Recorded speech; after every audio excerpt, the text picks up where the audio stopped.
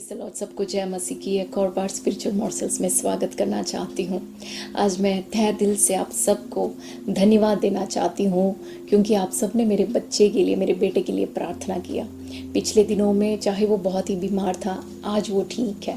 आज वो परमेश्वर ने उसको सामर्थ्य दिया है, ताकत दिया है। पिछले एतवार को डॉक्टर ने उसको अच्छे से एग्जामिन करने के बाद उसकी सारी दवाइयाँ बंद कर दी है और डॉक्टर ने इस प्रकार कहा कि ये बच्चा मर जाता। इसके शरीर में जो है जो पस जो है उसके दांत ख़राब होने की वजह से उसके ब्लड में चला गया था और ब्लड से अलग अलग ऑर्गन्स तक पहुंच गए थे। उसके अलग अलग ऑर्गन्स को प्रॉब्लम हो गया था और डॉक्टर ने इस प्रकार कहा, उसको मल्टीपल ऑर्गन डिसफंक्शन कहा।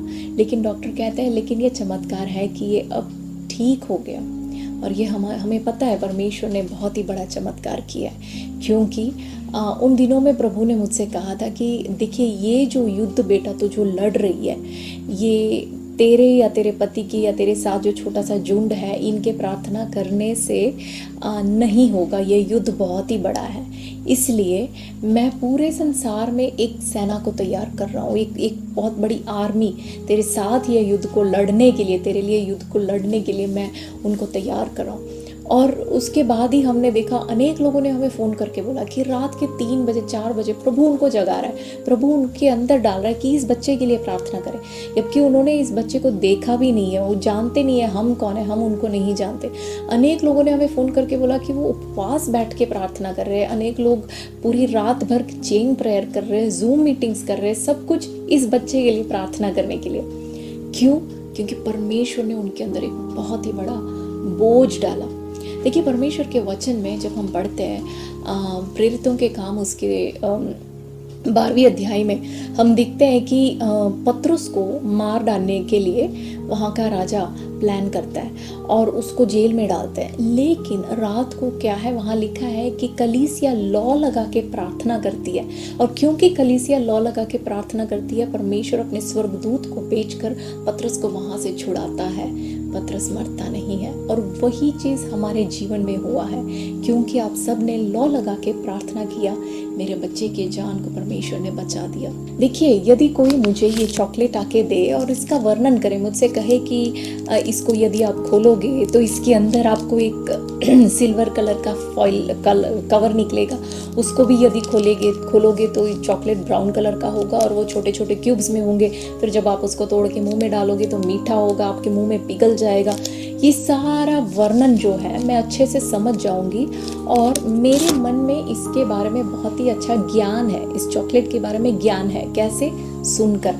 लेकिन जब मैं खुद एक निर्णय लेती हूँ कि मैं इसको खोलूंगी और इसको खोलने के बाद मैं खुद इसको तोड़कर जब मैं इसको मेरे मुंह में डालती हूँ, अब जो है, अब ये ज्ञान केवल सुनने के वजह से नहीं लेकिन चखने के वजह से मुझे मिला है। अब मुझे इस चॉकलेट के बारे में ज्ञान है, कैसे?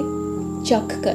परमेश्वर का वचन कहता है चख कर जानो कि परमेश्वर कितना भला है। देखिए प्रार्थना और लोगों के लिए, दूसरों के लिए प्रार्थना करने का फल क्या है, उसका गुण क्या है, वो मैंने चख कर, हमारे इस परेशानी के दौरान चख कर मैंने देखा है कि परमेश्वर भला है। चख कर मैंने देखा है कि प्रार्थना का बल कितना बड़ा है। हो सकता है परमेश्वर ने आपको प्रार्थना करने का एक मिनिस्ट्री दिया है, हो सकता है प्रभु आपको बार बार और लोगों के लिए प्रार्थना करने के लिए याद दिलाएगा और आप कई बार, हो सकता है आपने प्रार्थना किया भी होगा, लेकिन कई बार शैतान हमारे मन में ऐसे एक सोच लाता है कि मेरे उस व्यक्ति के लिए प्रार्थना करने से उनके जीवन में भलाई होती है, उनको सब लोग जानते हैं, उनकी मिनिस्ट्री बढ़ती है, लेकिन मेरा क्या फ़ायदा? मैं ये सब प्रार्थना कर, मुझे तो कोई जानता भी नहीं है, मुझे किसी को पता भी नहीं है कि मैं प्रार्थना करता हूँ या मैं प्रार्थना करती हूँ। मैं आपको बताना चाहती हूँ, सही बात है, हो सकता है जब आप औरों के लिए प्रार्थना करते हैं किसी को पता नहीं है कि आप प्रार्थना करते हो,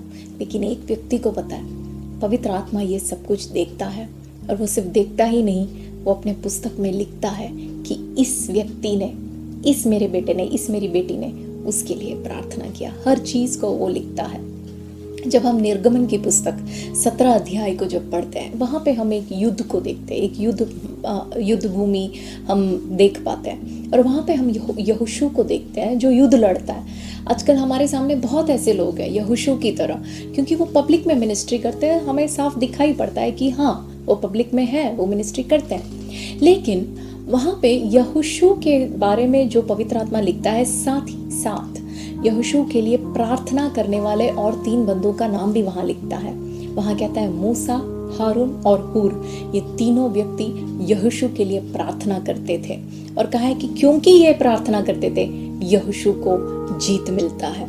यहाँ वो जब हम पढ़ते हैं, हमें ये समझ आता है कि पवित्र आत्मा प्रार्थना की ये जो मिनिस्ट्री है, इसको ज़्यादा इम्पोर्टेंस देता है। वो कहता है क्योंकि इन तीनों ने प्रार्थना किया, इसलिए यहोशू को युद्ध में जीत मिला। मैं आपसे कहना चाहूँगी, परमेश्वर जब अपने पुस्तक में लिखेगा, वो आज हम पब्लिक मिनिस्ट्री करने वालों को ही देखते हैं, प्रार्थना करने वालों को हम देख नहीं पाते। लेकिन जो परमेश्वर अपने पुस्तक में लिखता है ना, वो पहले प्रार्थना करने वालों का नाम लिखता है, और उसके बाद उन्होंने जिनके लिए प्रार्थना किया, जो पब्लिक में मिनिस्ट्री करते हैं, उनका नाम बाद में लिखते हैं। प्रार्थना करने वालों का जो काम है, जो उनका महत्व है, वो बहुत ही बड़ा है।